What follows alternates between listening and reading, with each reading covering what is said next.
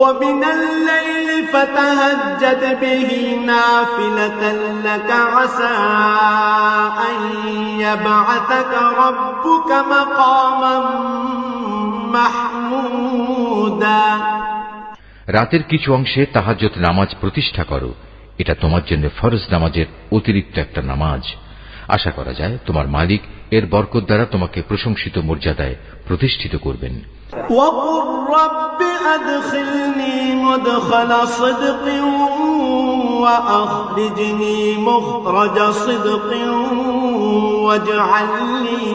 واجعل لي من لدنك سلطانا نصيرا।